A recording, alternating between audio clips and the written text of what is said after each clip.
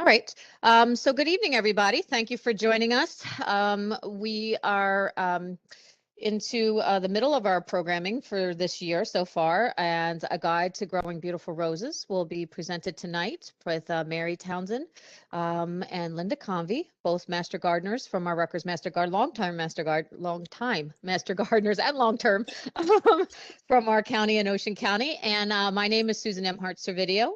I'm one of the horticulturists at the Cooperative Extension in Ocean County, and Patty Dixon, who is also helping us tonight on our panel here. And so I want to thank everybody for coming on. Your attendees, if you haven't joined us before, the videos and microphones have been disabled, and we are using the Q&A feature to ask your questions. So you can put your question in there, and then when we can get a chance to answer them or ask the ladies at the end of their program, we will get you the answers. The answers will pop up for those people that do actually put a question in that I'm able to get to answer.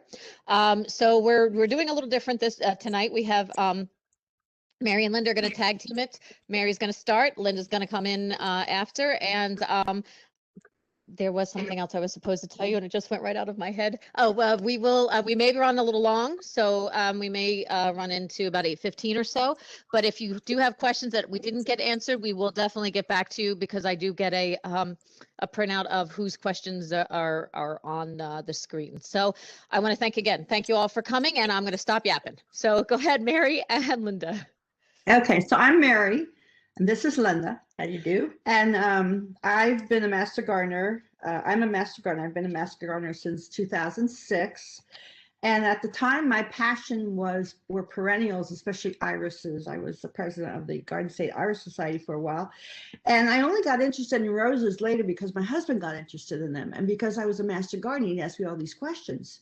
And so if I didn't know a lot about it, so I had to go research it. She'd ask me. Yeah. And then eventually I got hooked, and I guess I've been growing them for about 10 years now. And but not as much as Linda. Let her tell you about herself. Hi, I'm Linda Convey. I've been a master gardener since 1999, and I've been growing roses since 2001. The information I'm going to be talking about tonight will be pruning and fertilizing. And the approach that I'm going to use, it's going to be a traditional approach that I've learned over the years, and it's my hope that it will simplify both of these tasks for you. I'm done. Okay.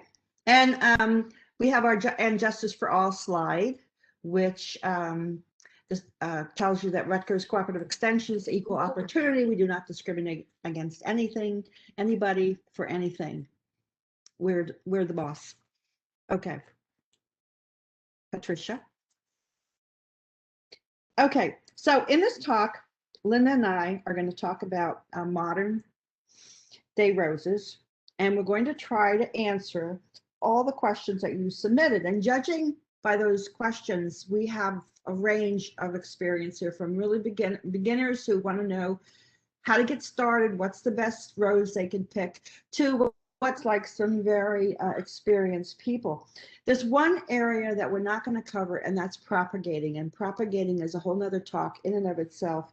And we just don't have time for that. In fact, we're probably going to run longer than an hour. So if you have to leave the presentation, feel free to do so. You won't hurt our feelings. It's okay.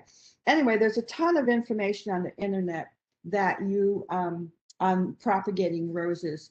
And you'd be surprised how many websites and agriculture extensions offer fact sheets on propagating roses and everything else. So just search for extension growing roses.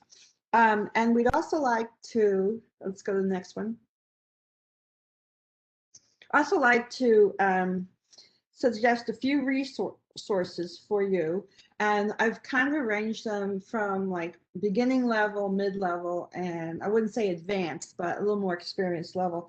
The first one is by called Month to Month Gardening in New Jersey. And I picked this up at the big box store years ago for about $25. Today it's about $40 on Amazon new. And there's one chapter on roses that takes you from January through December. And it tells you every month what you should do.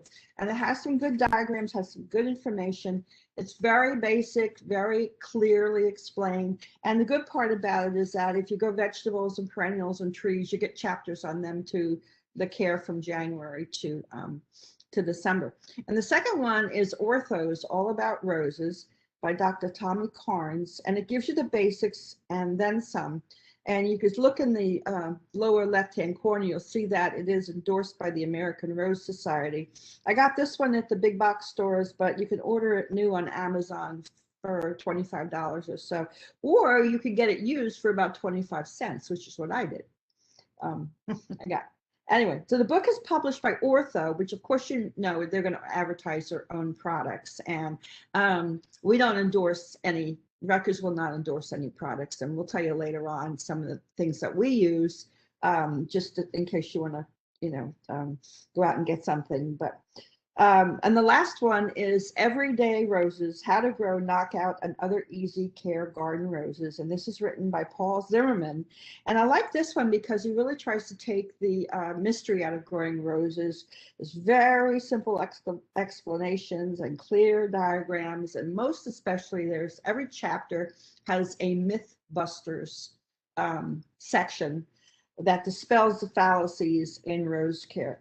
Now, it's about $80 on Amazon if you buy it new, but you can get a good used copy for about $25. And I think it's probably the best one out there as far as I know. I've looked at a lot of these sources and I really liked his. And Zimmerman also has a YouTube series on growing roses that covers every aspect of rose care. And I highly recommend the one on pruning because he actually prunes a rose in front of you. But you should know that he is a consultant, some one-time consultant for Jackson and Perkins. So when he's doing a Jackson and Perkins video, he's going to promote their product. But he also has his own YouTube series, and you see it's called the Everyday Rose Show and Garden Inspired Living. So you might see Garden Inspired Living, Rose Pruning, something like that. So the title of our talk is A Guide to Growing Beautiful Roses, but we should have called it A Simple Guide to Growing Beautiful Roses because roses, modern roses, are really easy to grow and care for. It's a shrub. You got to remember it's a shrub. And somehow along the way, roses got the reputation of being these garden divas, finicky, uncooperative, inaccessible.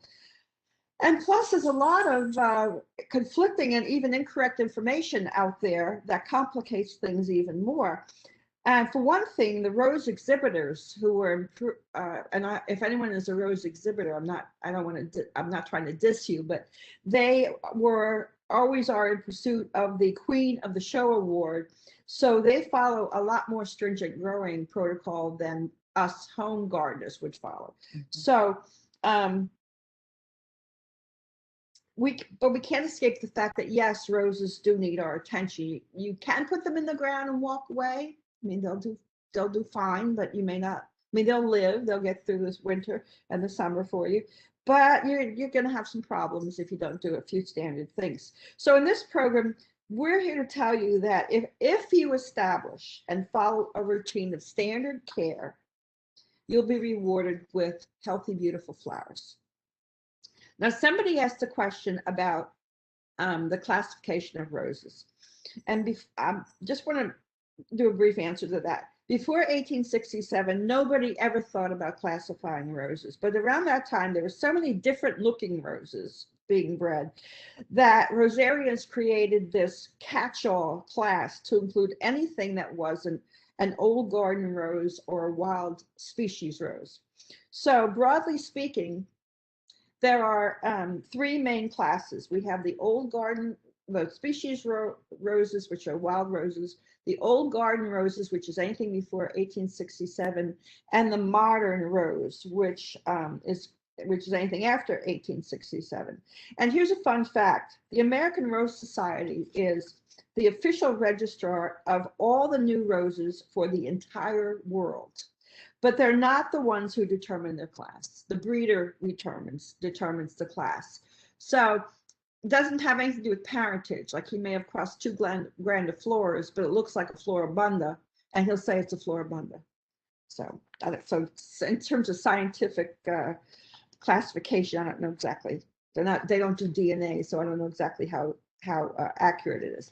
But anyway, you see that there are certain roses highlighted in blue, and those are the ones that we're going to talk about when we do the hybrid teas and grandifloras, floribundas, large flowered climbers, and ramblers, and then the modern shrub roses, and these will also include David Austin and the knockout roses. And generally speaking, the modern roses were bred to be cold hardy and disease resistant. So it's important that you know which rose you grow, because you'll find out that they each have their landscape uses, and especially they differ in pruning requirements, and which was a big request that we answer questions about pruning. So you need to select your rose, and we'll take a look at some of the different ones. First, starting off with the hybrid tea. And so the modern hybrid tea is the rose everybody pictures in their mind when you say the word rose. There also are tea roses, which are old roses before modern roses came into. And there were also hybrid roses before we had the modern rose. So this actually should be the hybrid tea, but we don't make it crazy here. So hybrid teas they grow about 4 or 5 feet tall. They have these tight buds, a triangular shaped bloom. I mean, it's like the perfect rose. They're large, they're fragrant. They usually only have one flower, sometimes 2, but 1 flower per stem.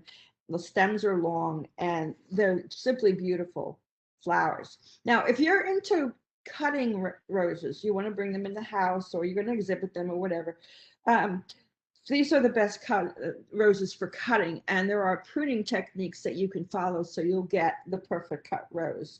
The downside to a hybrid tea rose is that they have a 6-week bloom cycle. So when you pick a rose, cut a rose off, you have to wait 6 weeks for the bush to rebloom.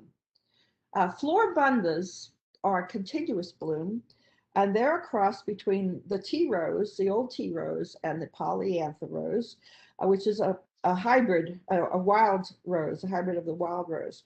So the tea rose gives the floribunda its tea rose shaped blossom, and the polyantha gives them their cold hardiness plus the bouquet-like clusters of small flowers. So if anyone grows the fairy rose, it's a little pink rose that's full of little clusters of small pink flowers. That is a polyantha. And you can recognize the traits that the polyantha gives to the floribundas because the bush is small, the flowers are small, and they rebloom throughout the summer. And as the name suggests, they're floriferous. They produce abundant flowers in beautiful clusters all season long. So they're considered a medium-sized rose, and they would be good for a smaller space. A grandiflora, on the other hand, is good for a large space in the landscape. And this is Queen Elizabeth.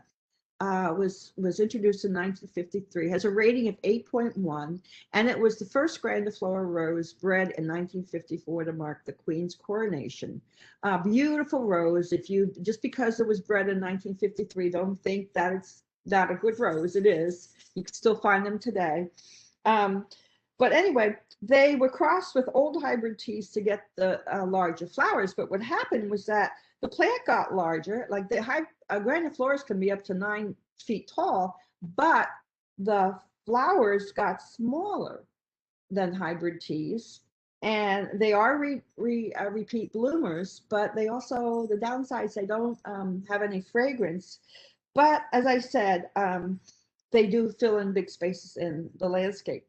Now, the modern shrubs, sometimes they're called landscape roses, were developed by crossing old garden roses with modern roses after 1867. And to be perfectly honest, this category was created kind of like a catch-all because to include any rose that didn't fit into any other category. So in the landscape, they can be used in borders, they can be used in mass plantings and hedges. They're very hardy and they're disease resistant. The shrub roses, especially the knockout roses, are a good option for beginning gardeners because, first of all, they're disease resistant and drought tolerant. And second, they maintain a compact growth habit. And third, they don't require a lot of intense pruning. Now, the one that's on the screen is the highest rated, go back, the highest rated shrub rose. It's a rugosa rose. It's rated a 9.4. There's no other rose rated higher than this. And for the person who asked us about what is a good rose for the shore, rugosa roses are always the best choice for the shore because they're salt resistant. So any of that salt wind, salt water spray is coming in, it's not going to bother this one. I think it's called Sniffer, but you can buy it today as Lottie's Love. Anyway, it won the 2009 American Rose Center trial at the trial grounds. So, all right, and so besides the knockout rose, we also have the David Austin rose, and these are considered shrub roses. And in fact, the modern shrub rose category was created in the 1970s, mainly as a result of David Austin's breeding program. He tried to capture, in fact, he did capture the fragrance and forms of the old garden roses with the continuous blooms of modern hybrids. So in his opinion, a rose was only half as good if it lacked fragrance. And the knockout was bred to be the ultimate low maintenance grower. So you see the knockout rose, this is the first one, the single knockout, has a rating of 8.3. And in 2004, it was the American Rose Society Members' Choice Award. And in 2018, it went into the World Rose Hall of Fame. So it's considered a pretty good one. The other one, the Olivia Austin Rose, or Olivia Rose Austin, is last year's Members' Choice Rose, and that is a 8.5 rating. Okay, now the next one you might have, and a lot of people, I have climbers, and mine's a very small climber, but is a large flowered climbing rose. And they're characterized by really large flowers and the fact that they get tall. They throw out these long arching canes. Some can be 4 feet, some can be a little longer, and they can be trained to climb up a trellis or a arbor. But the fact of the matter is that they're really not true climbers, like an ivy or wisteria, which has tendrils. You have to tie their canes onto the trellis. And depending on the cultivar, the climber can bloom only once or can repeat bloom. And that makes a difference when you prune, which Linda will get into later. And in the landscape, they're best used for an arbor, trellis, a pergola, a tower. And the next one is a rambling rose. And the rambling roses can be divided into 2 categories. One is a white corata, which actually rambles, which means it, just kind of goes everywhere. And the gigantean, which is has a cascading, more of a cascading effect. And they're not true climbers. You have to attach them. You have to train them to climb up the trellis, or in this case, the side of a house. This is about a 2-story rambler. It's rated as an 8.6. It's the highest rated rambler that you can buy, and it's called the Newport Fairy. One thing about climbers and ramblers, and all climbers, every once in a while, a hybrid tea will throw out a sport, which is kind of like a mutation. So you can get a climbing hybrid tea, you can get a climbing floribunda, you can get a climbing. In this case, the fairy rose is reclassified as a climbing fairy. And they can be more fragrant than climbers. A lot of climbers don't have a fragrance. Now, I've been talking about rose ratings, and they're important. And some of you ask about these ratings. So what does it mean? And what are they based on? And why are they important? So let's answer the last question first. They're important because they predict their success in your garden. If you were to buy a rose that was rated a 3, you don't expect much from it. But if you're looking at the scale and you have a rose that's rated a 9.3 to 10, the judges who evaluated that rose are telling you that it's one of the best roses they've ever seen. An 8.8 to 9.2 is an outstanding rose, and an 8.3 to 8.7 is a very good or excellent rose. And what that means that it won't get, it's highly disease resistant. And that doesn't mean it won't get any rose disease. It's just like saying that something is deer resistant. It doesn't mean that the deer will never eat that plant. But what it means is that the higher rated rose will probably have fewer problems than a lower rated rose if you meet their growing needs. So if you choose a rose with a high rating, you're all that much more ahead of the game in the rose care. Now the All-American Rose Selections, and there's a little booklet you can buy. I'm holding it up. I don't think you'll be able to see it. This little booklet right here. And I have a picture of it on the screen. This is was a result of the American Rose Selection, the AARS. I'm sure you've seen them on the internet when you are looking for roses. And they'd say, oh, it's a 1943 AARS selection. But basically, this group was established in 1938 when nonprofit rosarians and big rose growers like Jackson and Perkins came up with a testing program to basically help the homeowner pick a rose and not have to guess a lot on the rose. Yeah, I think that's better. To guess whether that rose is going to be good for their garden. So they created all these test gardens throughout the country, and the goal was to use the same criteria and to select the best roses that's going to grow well, no matter where you live in the country. Doesn't make any difference where you live. If you bought Queen Elizabeth with that rating, it's going to be the best. So they published, the AARS published their ratings in this little booklet, which you can order from the American Rose Society. And just $10, go online. You can even call them and they'll, we did an order over the phone, but go online and order the booklet, and it's going to help you pick a rose. Well, the All-American Rose Selections were discontinued in 2013. So this group took over afterwards, and they continue to test roses. And you'll see the picture of the United States is divided into different sections of the country. We live in the Northeast. Okay, it looks like there's 6 sections. We live in the Northeast, so every new rose that's introduced into American commerce will go to these gardens, and there's 2 gardens in each section. So, and they'll be based on the same criteria. The every rose except for the climbing rose has goes under evaluation for 2 years. The climbers go under evaluation for 3 years, and they give it that numerical rating. And basically, it's based on disease resistance, the flower, the form, the ability to grow in all these different climates. And then on the next slide, you're going to see what the winners in 2021 are. So these roses are considered top choices for us, the new choices for us in the Northeast. And so we have a floribunda, we have a shrub rose, another floribunda, a grandiflora, and some of them don't have a rating yet, and that's because they're too new. So they haven't slapped a rating on it yet.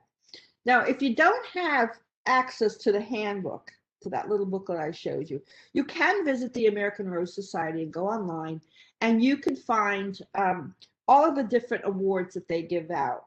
And I've listed them here: the best rose, Members' Choice Best Rose, and the best choice for fragrance, the best mini rose, the best, you have a Hall of Fame, you have the World Rose Hall of Fame, which is awarded every 3 years. The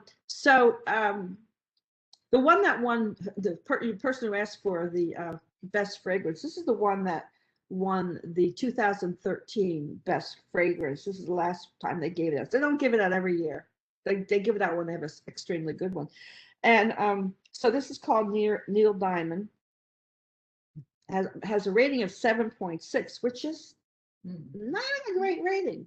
But the judges liked everything about it except that it bloomed. They said it bloomed too quickly. The blooms opened too quickly.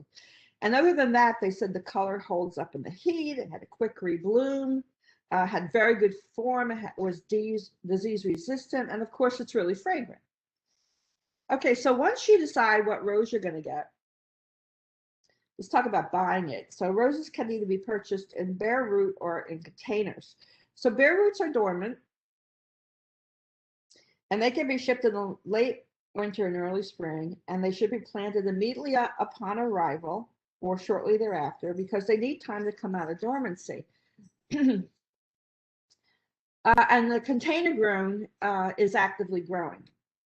Okay, and it can be, and when you order a bare root rose, check the grading. It could be graded 1, a 1.5, or a 2, and grade 1 is the best. So in order to be, and that's important, in order to be a grade 1 rose, it has to be 2 years old, 3 good canes, and the canes have to be as thick as your thumb, or you don't want any pencil thin ones. So this is a pretty good one. And I want to mention to you that you don't be afraid to order online. Don't be afraid to order a bare root rose online because it's going to come to you dormant. And if you're ordering one with a high rating, it should do well in your area. Otherwise, it wouldn't have gotten that rating. And now container roses were originally planted in the rose that in the container you bought them in. So they haven't been transplanted, and they have fully developed root systems. And these can be dormant. They're called dormant pot roses, or they can be actively growing and leafed out. So before you lay your money down, next, you should inspect your purchase. They should be free of, the cane should be free of blemishes. There's no broken branches. There's no crossing branches. The leaves should be healthy. Now on the slide, you see a really beautiful looking cane, nice green on the left-hand side, but the one on the right-hand side has a canker, which is a disease. In other words, it's diseased. And you want to look over what you're buying and just pass on that. If you have a particular rose in mind, just look for one that has better canes than that. Now, sometimes you see wax on the cane, and that's okay. The wax is supposed to protect the canes from damage during shipping, and it'll melt off during the hot weather. So not anything to worry about. Okay. And you also want to check the plant tag to see whether it's certified virus free. It could be virus free, virus indexed, virus clean, some term like that. And what the growers are certifying using that term is that the rose does not have rose mosaic virus, which can be caused by 3 different viruses, which you see at the bottom in the caption. And there's no cure for that. So if it's not certified virus free, don't buy it. Excuse me for a second. Okay, now one virus that roses that the growers won't certify against is rosette disease. I see I made an error. It's not RDD, it's RRD. Anyway, and that's because they don't have any control over it. You can buy a perfectly healthy rose that has no sign of RRD, but your rose can get the virus anyway. And that's because it's carried by a little mite. It's a little plant feeding mite that can blow in on the wind and attaches yourself to the new growth first. That's where they like to feed. And about the quarter of the size of a spider mite. And they're so tiny, you can't see them with the naked eye. So as they feed, they inject the virus into the phloem of the rose, and it the virus travels very slowly down to the roots of the plant. And sometimes it's hard to tell that this rose has RRD because you have this, when the foliage comes out, it's kind of red looking. So at the top of the picture at the top, it's very healthy red new foliage. But at the bottom, that is not healthy. And it just gets redder and redder. It gets distorted.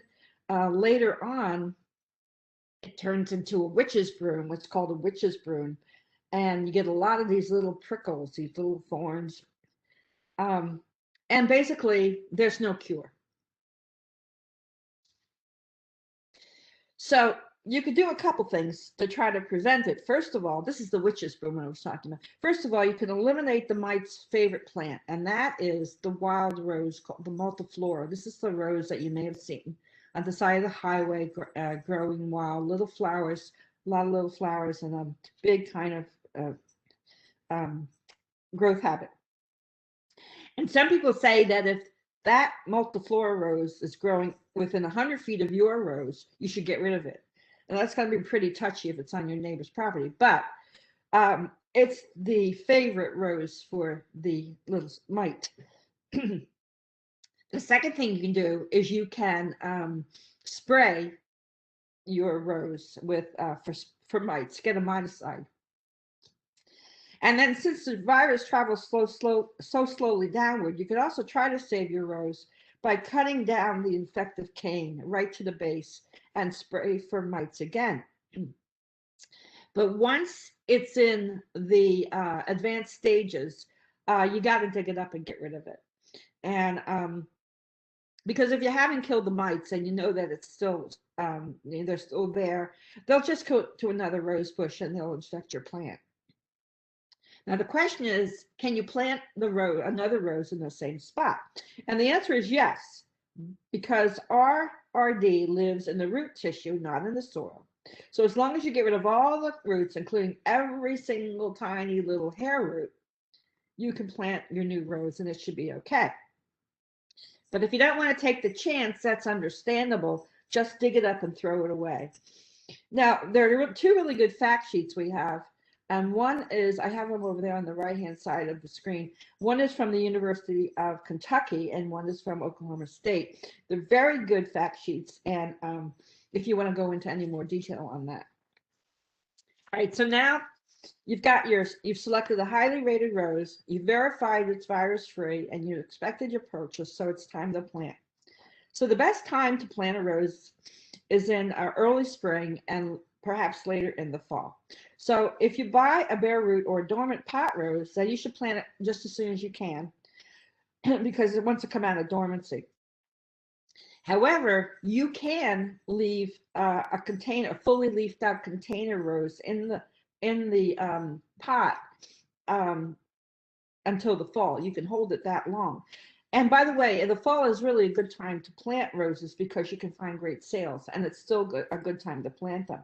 However, at the very latest, you want to make sure that you get that live container rose into the ground about 6 to 8 weeks before the first frost date in your area, so they can develop their feeder roots and get set for the winter. Now, in Zone 7, New Jersey, which is most of Ocean County, the first frost date, according to the Farmer's Almanac, is October 15th. So you want to plant it by by August 16th. Sorry.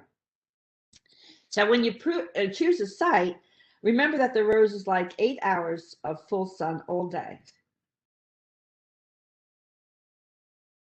Okay.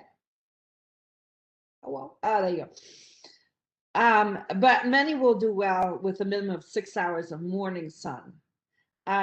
No rose likes morning shade and afternoon sun. That's just not going to work. So morning sun, 6 hours can work. If you're planting more than one rose, leave at least 20 to 30 inches space between them, depending on how wide the rose is going to be. Depends on if it's a grandiflora, floribund, or whatever. Now, you may have heard that you should leave at least 3 to 4 feet between roses, and that tradition was started because rose exhibitors had to leave enough space to move around them. Having said that, there are rosarians today who insist you need 3 to 4 feet between roses for good air circulation. But if you're planting a disease-resistant rose, you don't have to worry, especially if you're trying to plant a hedge of roses, then obviously they have to be a little closer.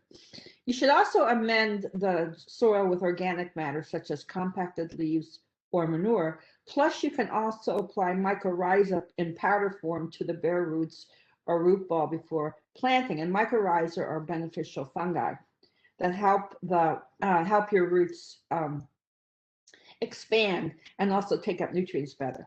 When you plant a container rose,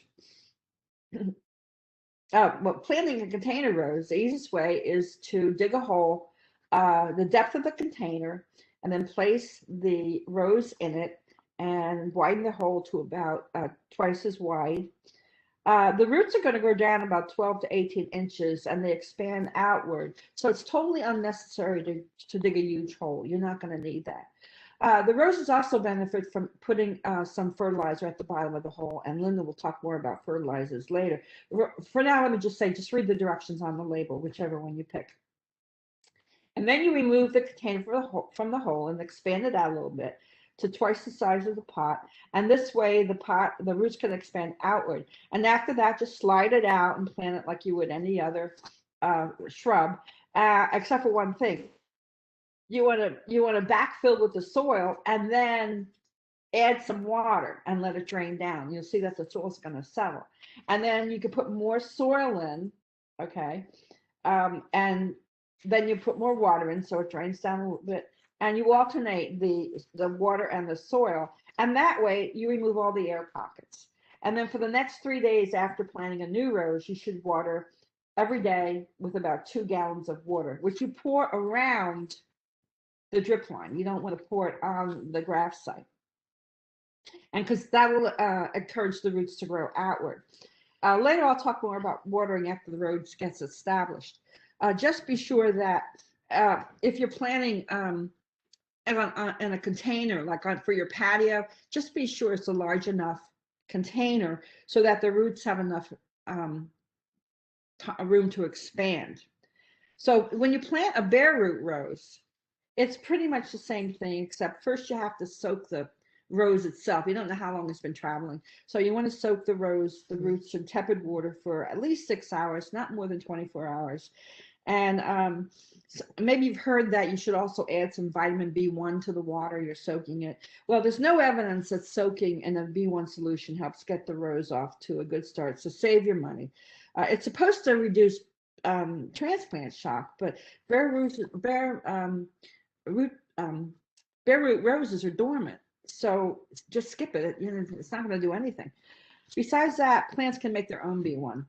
So you're going to dig the hole, you can amend the soil, and then you make a little mound, and you can see here there's a little mound, and you put spread the roots out over the mound, and then backfill using that same technique where you alternate the soil and the water so you remove the air pockets. And the one thing you do not want to do afterwards is to stomp on the soil to firm it in. And I can't tell you how many old videos I've seen, people stomping around the soil. And all that does is compact the soil around the roots. You could even damage the roots. And that's going to impede the root growth. So here's the important question. Do you bury the graft union or not? And the answer is very simple. You always bury the graft union about 2 to 3 inches deep. And if you don't, then you're going to take the chance that your rose is going to be damaged by wind rock. And that simply means that in turbulent weather, the wind comes whipping through and the rose will rock back and forth. And if it's persistent enough, it will prevent the rose from establishing a solid root system.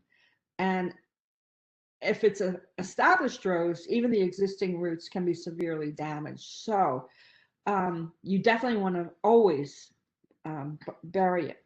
Now, you may have read that whether you bury the graft union depends on your hardiness zone. According to this theory, in cold climates, zones 1 to 6, you bury it.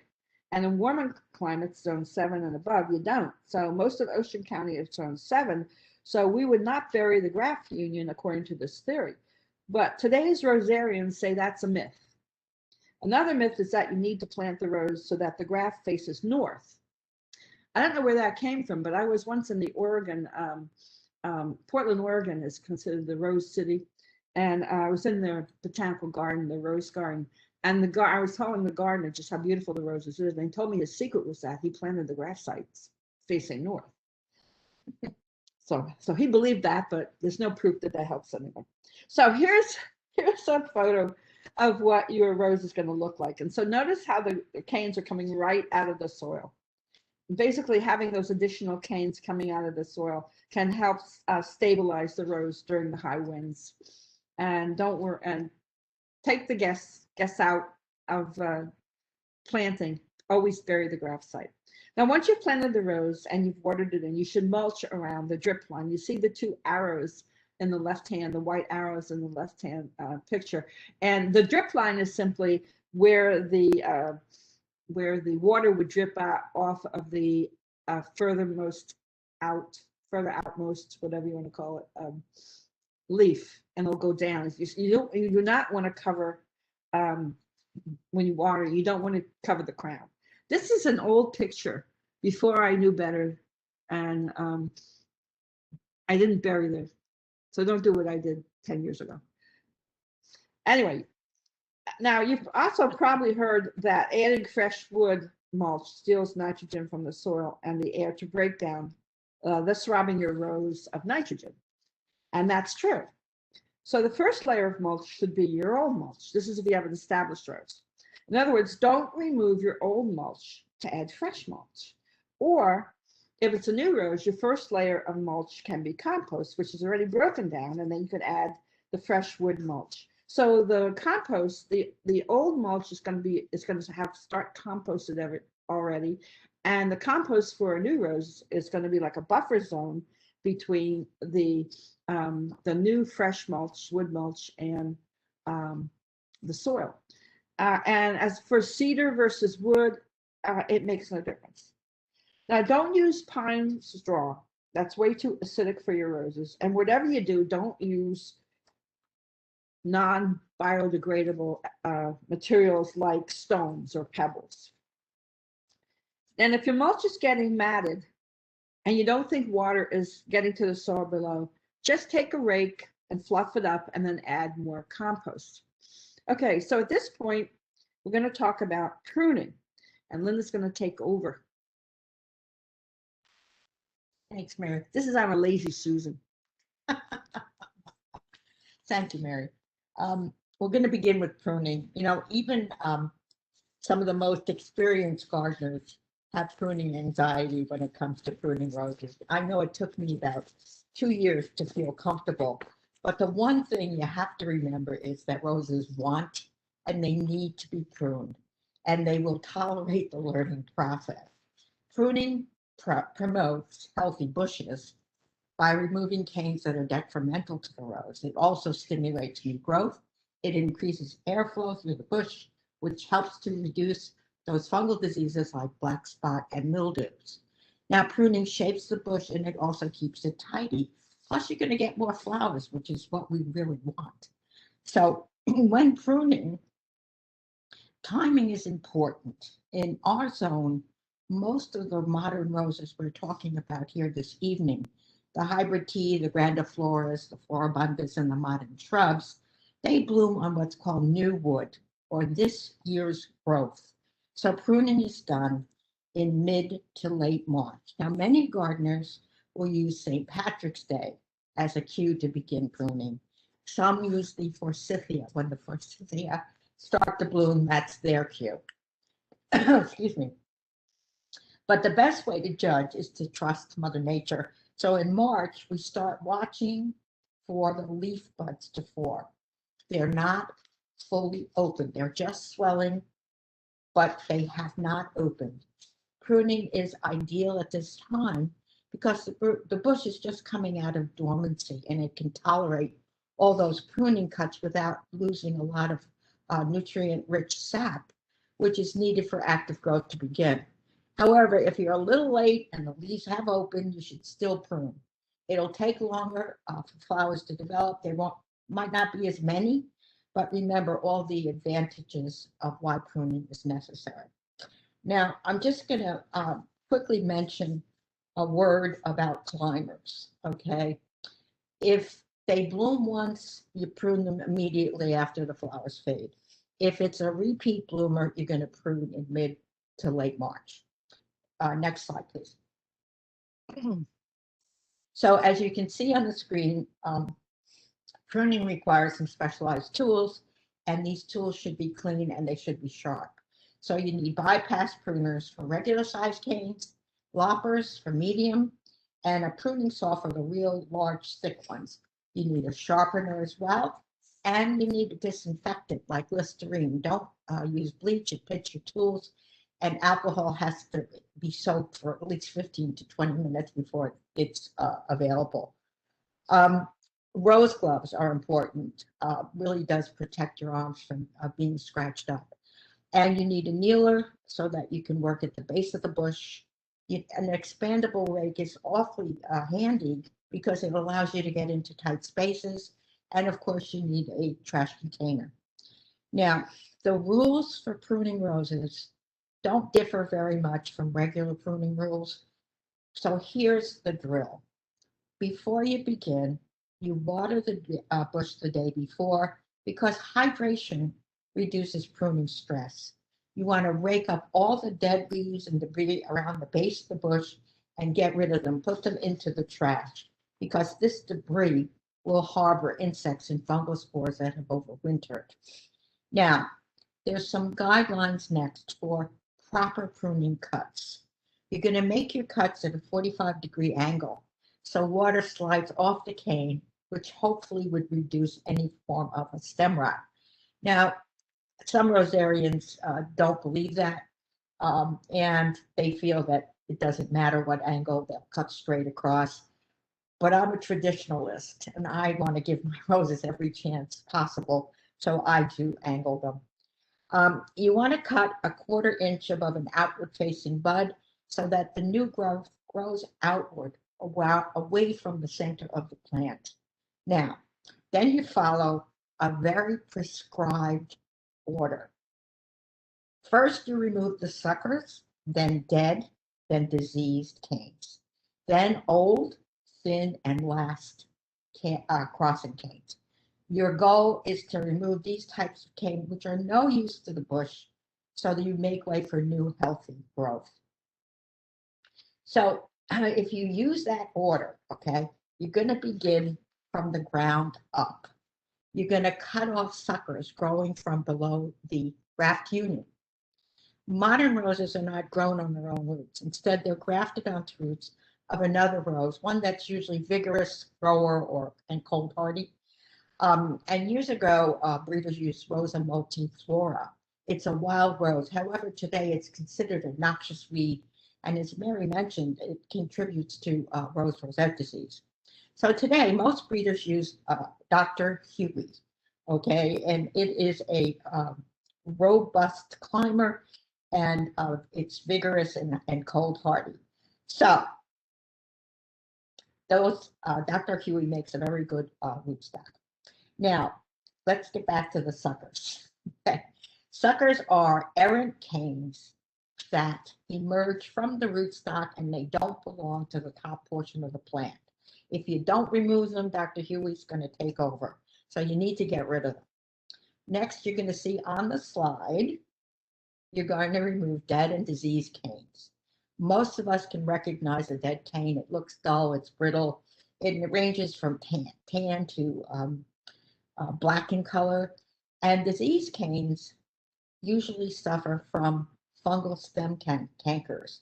And they are very well delineated discolorations, usually purplish or brown, otherwise green stems.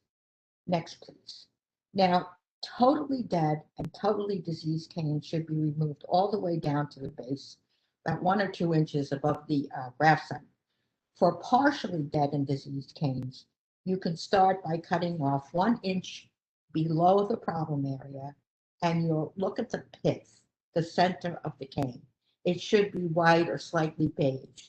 If it's dark brown or black, you have to continue removing down 1 inch at a time until you reach healthy tissue. Next, you're going to remove old canes. These are really thick canes. They're usually tan, brown, with grayish streaks running all through them. This requires a pruning saw. So you want to cut them off at the base to make way for basal breaks, as they're called, which are just new canes coming up. Next, you're going to take out pencil thin or twig canes, and they're really no use to the bush. They're never going to produce flowers. So remove them flush with the stem. You don't want to leave a little nub on the side there because that just opens the bush up to some infectious problems. Now, last, you're going to remove all crossing canes. Eventually, they're going to rub together and they're going to create a wound. And that, of course, you can understand would be an entryway for insects and diseases. Now, at this point, you should have only healthy canes remaining. And now it's time to finish the job. And the last step really depends on the type of rose that you have. So for hybrid teas, you want to have 3 to 4 healthy canes remaining. For floribundus, you need about 5 or 6. But regardless of the type, you also need to cut the canes down to a consistent height. You can see that on the screen. Now, generally speaking, you want to cut hybrid teas, to about 12 inches. And for floribundus and grandifloras, you take off 1/3 and no more than 1/2. Now, just a note about the hybrid tea, you may have read that you should cut it down to 6 inches, and that height is for exhibitors. It's not for the home gardener. And a 6-inch cane would take forever to grow. However, it does produce a larger flower, which is what exhibitors want. Next slide, please. For shrub roses, don't worry about creating that vase-like structure that you see on the screen. Just leave as many healthy canes as you can and cut them down by 1/3 to 1/2, whatever is your liking. So now we are going to go to fertilizing. They're pruned, and so now they need to be fed. And fertilizing is really another confusing issue. Hopefully I can simplify this for you. But before we get into it, I have to encourage you to get a soil test first to determine your soil's fertility and your soil's pH. You have to know what you have nutrient-wise in your soil. And if you haven't had your soil tested in the last 3 years, you'd be wise to get one to prevent over or under fertilizing your roses. And your Rutgers local extension service can provide a soil test kit complete with directions for taking the soil test and mailing instructions for the sending it up to the Rutgers lab. Now, because of COVID restrictions right now, you have to Google Rutgers soil testing, and the guidelines come up for you to read. And the soil lab will send you the results of the soil analysis, and if necessary, the Rutgers extension staff would be happy to help you interpret the results. Now, I'm going to just say this about soil pH. Fertilizer absorption depends on the soil pH. So all the nutrients and water that are in your soil are going to come up into the rose for use if your soil is the proper pH. And that is ideally for roses that's 6 to 6.5 for nutrient uptake. But these roses tolerate a wide range, and you can actually go from 6 to 7 and usually not have a problem. So remember, fertilizer uptake from the soil depends on soil pH. And now I'd like to read you a paragraph from the book, Beautiful Roses Made Easy. Quote, there are only 2 things you should know about fertilizing roses. Roses benefit greatly from fertilizing, and soil pH is important. The most critical reason to feed your roses is because they actually need it. Some garden flowers don't, while other flowers perform better but don't really need it. Roses actually do respond to fertilizer, even in the most wonderful, well-drained, compact, enhanced garden loam, unquote. And I love that paragraph because it really is the truth. And in this part of our presentation, I'm just going to expand a bit on those words. Which is the best type of fertilizer for roses? When? How much? How do you do it? How often do you apply it? And last, when you stop fertilizing. So, next, please. Thank you. It's generally accepted that roses prefer a slow release type fertilizer because you get a nice steady release of nutrients over a period of time. And that's usually around 4 to 6 weeks, depending on the brand. Now, a complete fertilizer contains what they call the big three macronutrients: nitrogen, phosphorus, and potassium, as well as small amounts of important micronutrients: iron, calcium, and magnesium. Those are all used in the formation of chlorophyll. Now, the ratio of macronutrients is roughly 1 to 1. So a 5-10-5 or 6-9-6 or a 4-2-3 is just fine. Notice that the nitrogen is low. Roses don't need a lot of nitrogen because it's just overkill. So 5 to 6% is plenty. Otherwise, you're going to get a lot of leafy growth, but not a lot of flowers. And because insects love tender new growth, you'll invite those as well. So you're going to also notice that the middle number is higher. That's phosphorus. And that is usually needed for root growth and flower production. And the last number is potassium, the K, and sometimes called potash. And this is needed for vigor and hardiness. Next slide, please. Now, the American Rose Society recommends products that you see on the screen: the Bare Advanced All-in-One and the Mills Easy Feed and Mills Rose Mix. They have to be gotten from the internet versus the Bare, which is found in the in nursery stores. Now, none of them are organic in the true sense of the word, and we really do want to point out that the Bare product contains imidacloprid, which in 2011, the USDA linked this to bee colony collapse. So don't be swayed by the fact that it's endorsed by the ARS. Do your own research, okay? And on the screen now you see an array of common rose fertilizers. Some contain, they claim to be natural components, but if you're looking for an organic fertilizer, you look for the OMRI label, OMRI, which means it is USD certified to be organic. It has met all the requirements. Or you may see the word bio-based on the label. That is also it has to be USDA certified to have that label. And what that means is that the ingredients come from renewable biological resources such as plants and animals and marine waste. So how much should you use?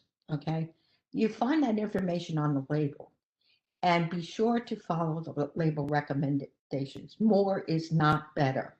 Now, generally speaking, if you're using a 5-10-5 slow release granular fertilizer, 1 tablespoon will do. Just sprinkle it around the drip line of the plant. It's not at the graft site. Mary kind of mentioned, it's really the drip line is where the leaves end. Okay, that's where the rain kind of drips off of the leaves onto the soil.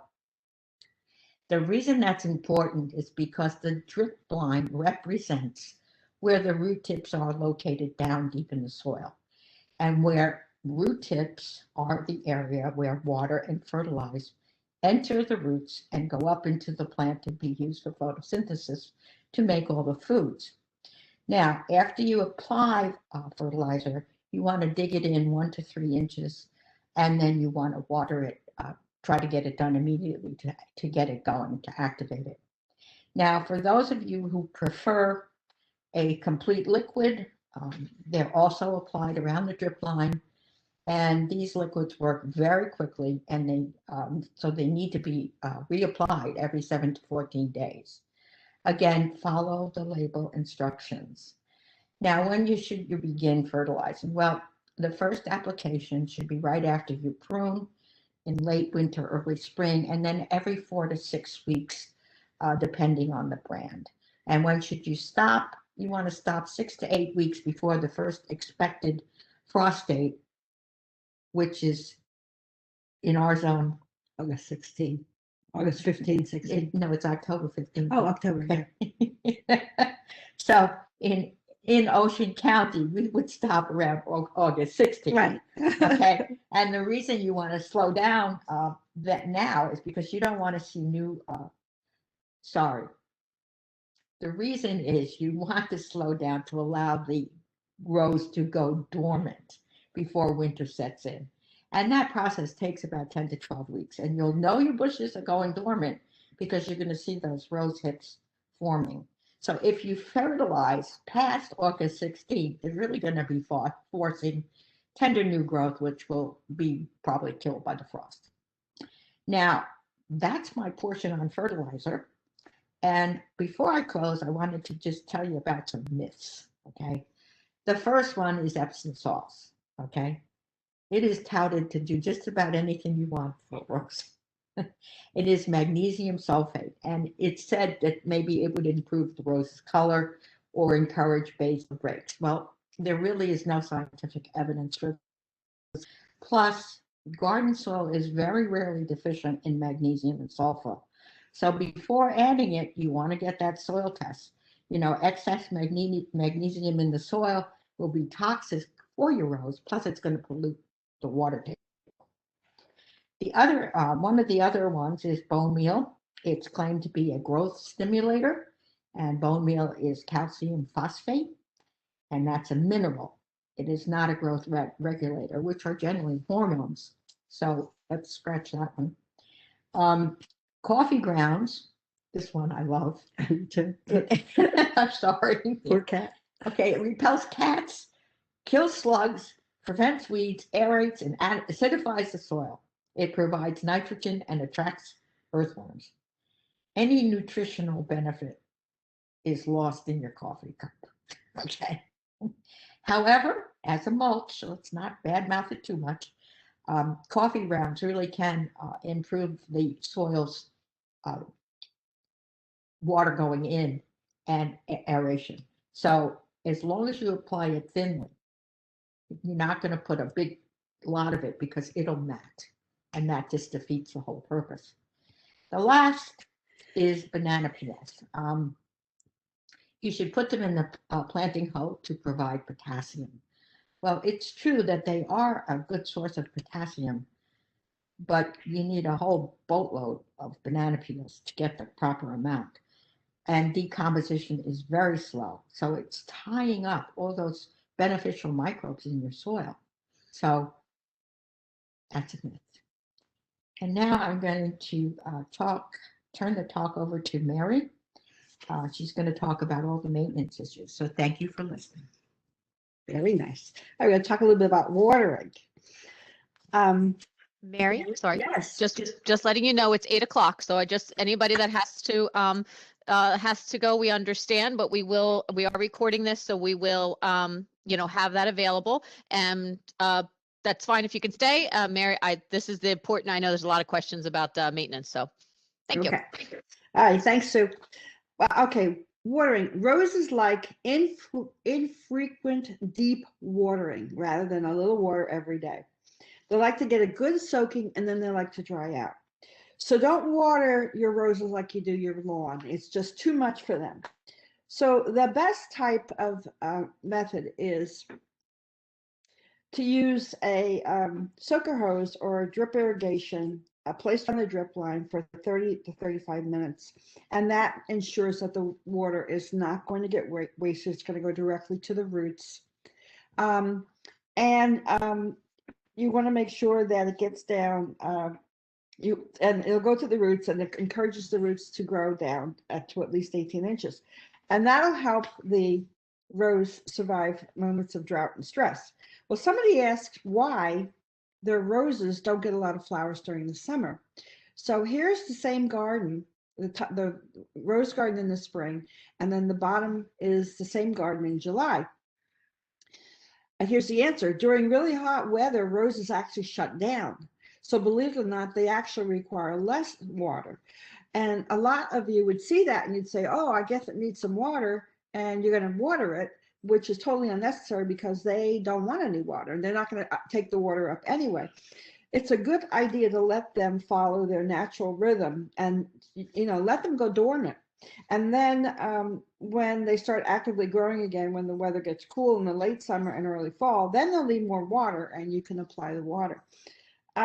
And of course, if you have a nice 3-inch layer of mulch around the drip line, then you could conserve water throughout the summer. If you're not sure how much water your roses are actually getting, one of the things you can do is take your trowel and dig down 6 inches and then kind of pull it back and look into the hole. If the soil is moist, then you can continue watering. If the soil is moist, then you have given it enough. If it's not, continue watering and check again. If you're using a sprinkler system, make sure that you do that early in the day so the leaves on the topsoil have at least 7 hours to dry out before dusk, because otherwise you'll be encouraging fungal diseases. Now, the rose is going to give you clear cues that you're overwatering when the leaves turn pale and fall off. And unfortunately, it gives you the same cue if you're underwatering. The leaves are going to turn yellow and fall off. So another way is to feel the leaves. If they feel crispy and light, you're underwatering. If they're soft and limp, you're overwatering. And sometimes you see this little chevron on the leaf, which means that you're underwatering. I have to say, I never turned my sprinkler system on once last year. It was just that kind of a year. We had plenty of water, and I didn't seem to have to do any supplemental watering, and the roses came out fine. Okay, deadheading is a maintenance area that tends to be controversial, so I'm going to simplify this for you. So contrary to popular opinion, reblooming roses don't bloom every day. They have what's called bloom flushes. And when those flowers fade, new buds appear and another bloom flush follows. A guaranteed way to get your roses to rebloom faster is to deadhead.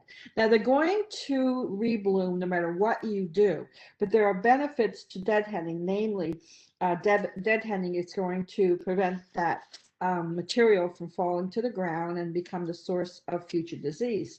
And deadheading also prevents rose hip formation, which, as I mentioned, signals the bush to go dormant. And besides that, your plant is like, it looks really neat and tidy. There can be a little controversy in the rose world about deadheading. The traditional method is to cut the stem of the spent flower back to an outward-facing 5-leaflet bud. And then some rosarians counter and say, no, it has to be 3 leaflets. And the thinking behind this was that the stem needed to be strong enough to support a new bloom, which is actually true for hybrid tea roses. However, for garden roses, just cut off the flower at the stem, regardless of how many leaflets. If it's really wimpy looking foliage, then you can go down a little bit more. But most of the time, you just cut the flower of the you just go down to the next, whatever the next green leaf is, and you cut it off at the stem. And don't worry about an outward facing bud. It doesn't make any difference at that point. So you should stop deadheading around August 16th so that the bush can start going into dormancy. You'll know that it is because it's going to form hips, which are actually the seed pods. And besides being very decorative, rose hips are an important winter food source for birds. And plus, if you're into homemade jelly, you can make some hip jelly. So eventually, your rose is going to have some problems. I just talked about that. We can go past it. Oh, but you can see that. Go back one more time. I'm sorry. You can see where the pruners are. You see where it just comes right down to the stem of the rose, that blossom. Just go right down and then cut it off. Okay. Eventually, you're going to have some problems with fungal diseases and insects. And the 3 biggest ones in our area are powdery mildew, black spot, and aphid.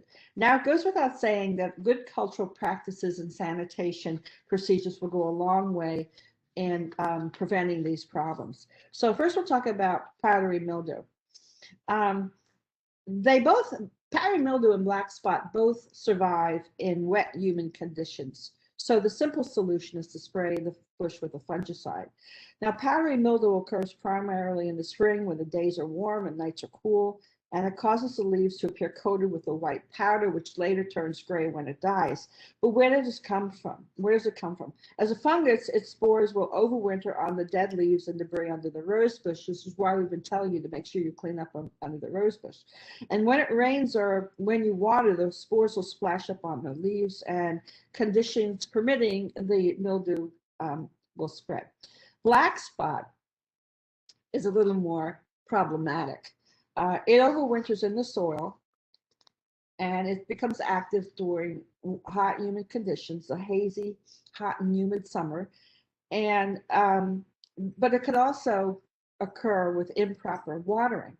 So it takes about 7 to 8 hours for the black spot fungus to make contact with the wet leaves for the mold to take hold. So that's why early morning watering is so important. And the leaves and the soil need to dry down by dusk. Now, one of the things you can do is you can just water the foliage to wash off some of that, some of the spores, as long as it has time to dry out. There are disease-resistant roses. If you have a high rating, you know that you might have a disease-resistant rose. And the best way to deal, obviously, with this black spot, etc., is to plant a disease-resistant rose in a compost-enriched soil full of beneficial organisms.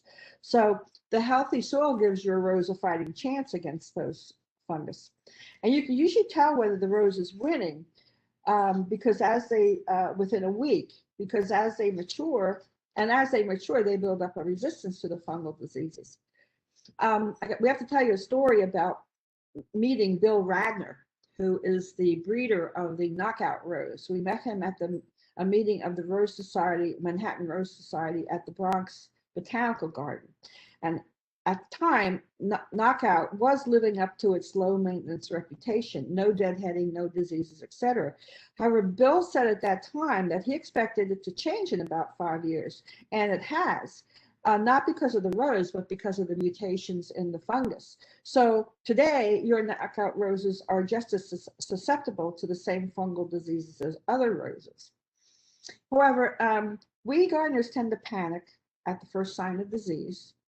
So if you feel the need to intervene, here are some tips on spray. You should water the plant before, the day before, to prevent any kind of leaf burn. Be sure the temperatures are below 85 degrees and it's not windy. Spray late in the day when the beneficial insects are not active. And spray when rain is not expected. That's obvious. You don't want it to wash off. And then you want to alternate products so that the disease doesn't develop a resistance. Now, twice should really do it. You spray the First of all, you spray the bush at bud break before you see any signs of the disease.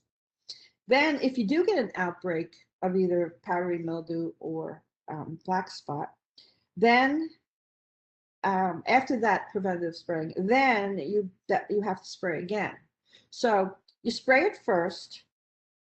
If you have an outbreak, you pick off all the diseased leaves and get rid of them. And then you spray again, and then check the bush in about 7 to 10 days to see whether the disease has spread. Now, by the way, you don't expect those diseased leaves to clear up because they're not going to, but the fungus should probably be dead. And usually spraying once during the season, well, twice actually, preventative and then one more spray, will solve the problem. But if it doesn't, spray again and then give the bush another 7 to 10 days to see whether it's stopped spreading. Now, here's a list of ARS tested and endorsed products. And again, don't be swayed by the fact that they are ARS endorsed. This list includes granular systemic pesticides. Again, we don't recommend it. They contain imidacloprid. They're a danger to bees. And if some of these products contain disulfiton, then they're a danger to anything that ingests it. So toxic they can kill birds and animals. And plus there's growing evidence that for tall shrubs like grandifloras, they don't really reach the stomachs don't really reach the growing tips, which is where most of the bugs will hang out. Here's a list of some environmentally friendly products: horticultural oil and neem oil. They are also effective against insect pests. Neem oil is toxic if sprayed directly on the bee, but once it's dried, it is not toxic. So make sure there are no bees around. Don't spray any bees. The copper and the sulfur-based sprays are also very good. You can't use them. You can't use a copper and then within 2 weeks use. You have to wait 2 weeks before you can use the sulfur. The one in blue, a dormant lime and a sulfur spray, I only just learned about doing the research for this talk, and that appears to be the spray of choice for a lot of rosarians. And then you could get something like a potassium bicarbonate, and the product name is Green Cure. That's also very good.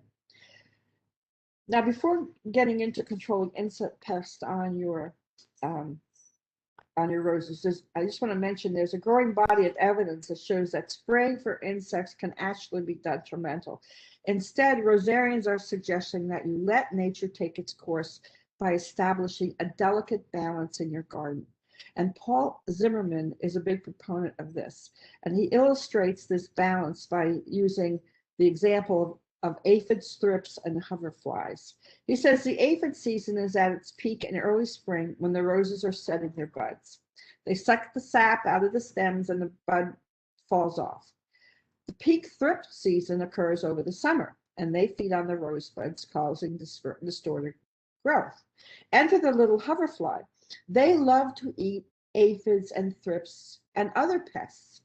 The first generation of hoverfly eggs hatch just in time to feed on the aphids, and future generations hatch just in time to eat thrips as well as aphids and mites and other things. So if you are spraying for aphids, thrips, spider mites, you're also killing the hoverfly and disturbing the delicate balance of nature. So he suggests that you stop spraying altogether and let your garden rebalance. It might take a couple of seasons, but eventually you'll see the hoverflies, the ladybugs, the lacewings, and other beneficial insects return. And he says the fact is there is a veritable beneficial insect army ready to jump in and help you as long as you give them nice barracks to live in and a good chow line. However, as I said, we gardeners tend to panic when we see aphids or Japanese beetles on our plants. So if you really want to spray, here are some tips. For soft-bodied insects like aphids, soft brown scales, spider mites, and thrips, first you can dislodge them with a stiff spray of water. In fact, there is a product called a bug blaster, which is simply it's a sharp nozzle that just knocks them off the plant. And you can keep the aphids at bay by repeating this throughout the season, but eventually they're going to reappear. So you can spray with insecticidal soap, the salts of fatty acids. You don't need anything strong. And for hard-bodied insects like Japanese beetles, rose chafers, and rose weevils, you can hand pick them off. I see Japanese beetles. I don't see too many rose weevils and the rose chafer. But you can hand pick them off, and then you can spray with neem oil. If you decide to spray, just follow the directions on the label. Now, some people ask about rose borers, which are actually the larvae of tiny wasps. They usually feed on new canes or recently cut ones, which is why back in the day, some rosarians recommended sealing the pruning cuts with Elmer's glue. And can you imagine how long that would take? Or inserting a thumbtack into the cut to prevent them from entering. But really, there's no chemical control. So just cut out and destroy the infected canes. Patty? Okay. Oh, and there was another, before I get to, there's another question about deer. The only deer-resistant roses are the wild roses. And to prevent any deer from eating your modern roses, you have to physically fence them out. Now, Taking care of your roses during the growing season will help them come through the winter without a lot of damage. The winterizing process begins 6 to 8 weeks before the first frost date, which in zone 7, as we've been saying, is October 15th. So that's about August 16th when you need to encourage your rose to harden off in order to prepare for the winter. So that means you want to stop giving the rose cues to continue growing. In other words, that means stop all major pruning, fertilizing, and deadhead. Then, like all plants, the rose will set seed, which are the rose hips, and go into dormancy. Now, whether you water or not at this point depends on your summer. If it was really droughty, you should probably give the rose one last deep watering. After the first frost, which is around October 15th, the rose is going to drop all its leaves, which is your signal to remove them and any other debris that lies on the ground. However, you can put a mulch around the drip line and add fresh wood around November. Now, the whole point of winterizing is there another slide here? There it is. The whole point of winterizing your rose is to prevent the freezing thawing cycle in the wintertime. So after the second frost, you need to protect the graft site. Of course, if you've already buried it, you already have some protection. But if you haven't, you can cover it with soil, compost, straw, hay, or Christmas tree branches. You can just mound up compost around the graft site and then remove it in the late winter and early spring when you clean up before pruning. Linda doesn't do anything, and I don't do anything. We just let the rose go through the winter, and apparently it seems to be doing okay. I don't know if that's because we really had mild winters or because we protect the grass itself, but we don't do anything to winterize it. Now, if you live in an area that has extremely cold winters consistently between maybe 15 degrees or lower, you can take further measures like building a cage filled with leaves. They also make styrofoam cones that you could put over the plant, or you could wrap the rose in burlap. And you could also do a quick winter pruning, not too low, but just so that the roses don't get wind whipped or the canes don't snap under a heavy snow load. All that means is cutting the canes back to about 3 feet. And of course, if it's a hybrid tea, you've already gone shorter than that. With the exception of climbers, remember, you never prune the vertical canes of a climber or a rambler. You just prune the lateral branches. So for climbers, just wrap them up in burlap. And speaking of wrapping it up, I think that's about it. So, Linda, would you like to add anything? No, but we would like to thank you all for attending, and we hope you found the information useful. And if you haven't grown a rose, we hope we simplified their care for you and that you'll try it. And we'll stay to answer any questions. If anyone is still out there, we'd be happy to answer questions. Yeah. So, hello, everybody. Sorry, I want to say thank you guys, ladies, excuse me. Great, lots of information. Oh my gosh, so jam-packed. There were a bunch of questions. I did answer what I could since I knew we were running short on time. Yeah. But there were some that I thought maybe you may want to mention. Kathy brought up one. What's the truth, or should you never plant a rose in a bed that had previous roses before? Like if you moved into a property and you knew the people, did you ever hear anything about that? No. And basically, if it's an old bed, you should probably amend the soil. You want to amend the soil, a lot of compost, good drainage. But even if it had rosette disease, if you pulled every little hair out, you could still replant. Root hair out, you could still plant there. But I've never heard that you can't put roses there. The only thing that would probably matter is that the soil could be depleted of any kind of fertility, and you want to restore fertility and get a soil test. You want to get a soil test. Yeah. Yeah, soil test for sure. And okay. Certainly amend it with composting. Yeah. Okay.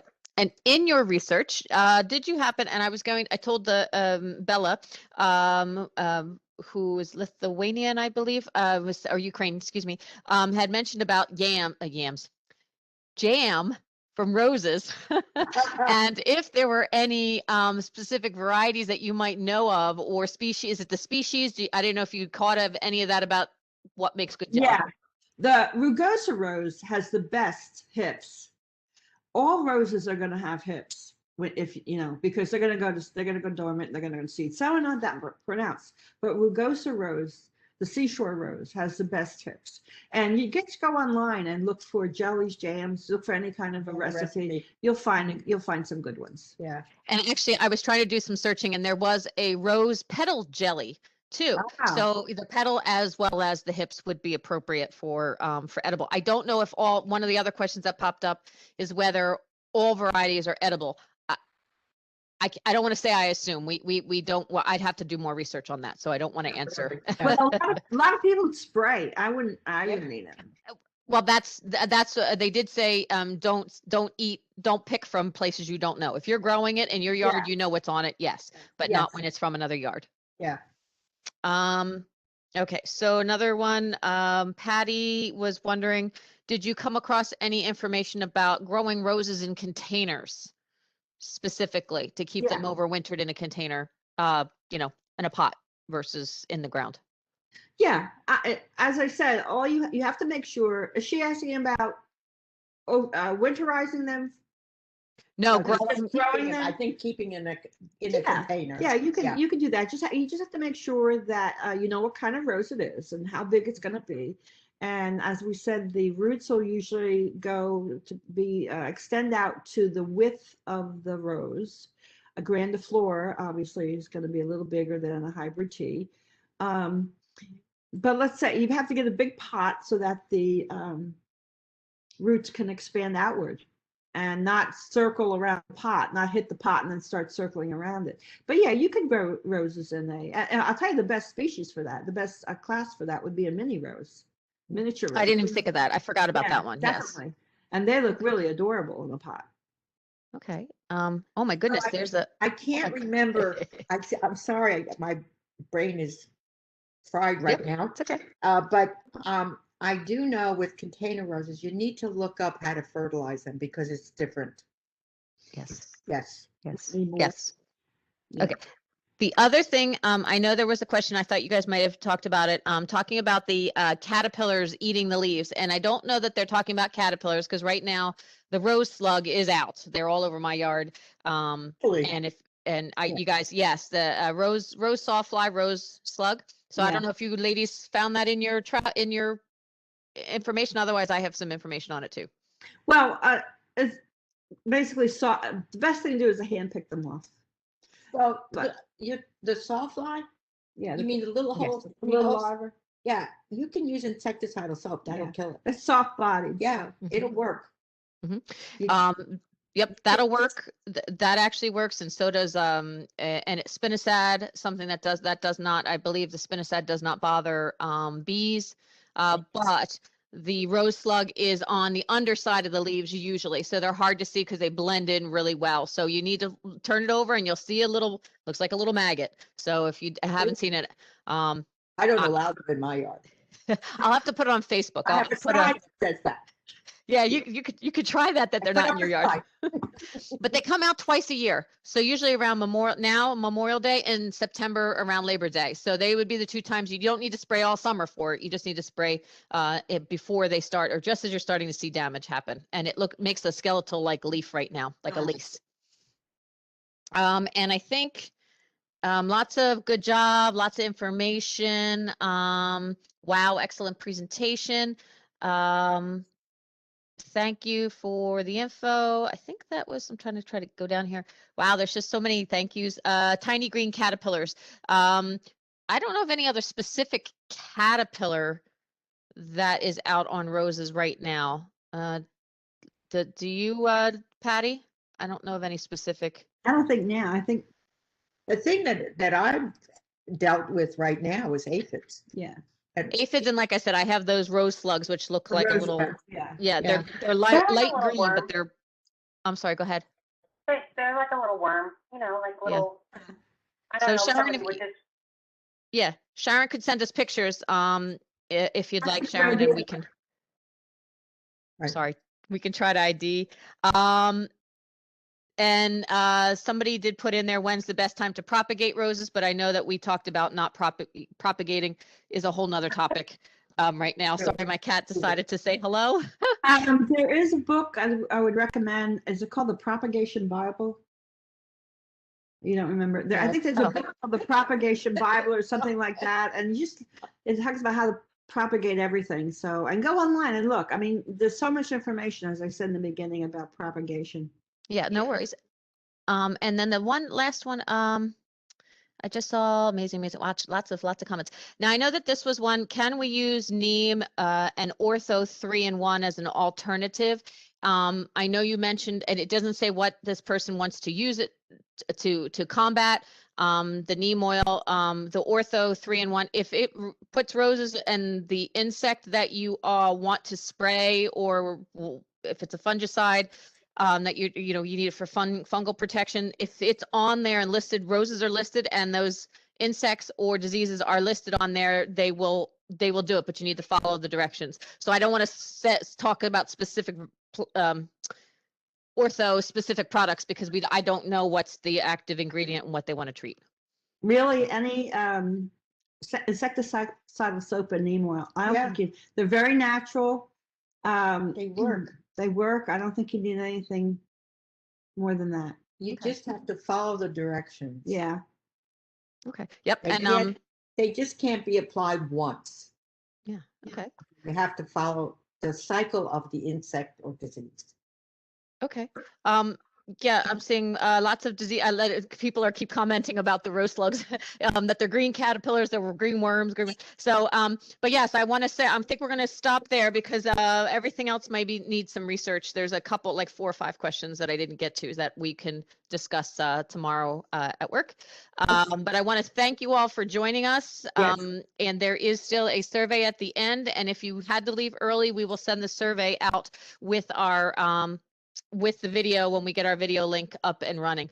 If the video is not up before Friday, it will be up definitely by Monday. So you guys can watch then, and thank you again for joining us. I feel like I'm in the dark here. I forgot to put my lights on.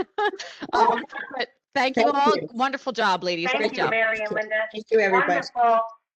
Thank you very much, Information. Patty. Yep. Very good. Thank you All right, guys ladies. so much. Okay. Night, night. Enjoy your evening. Thank you. Okay.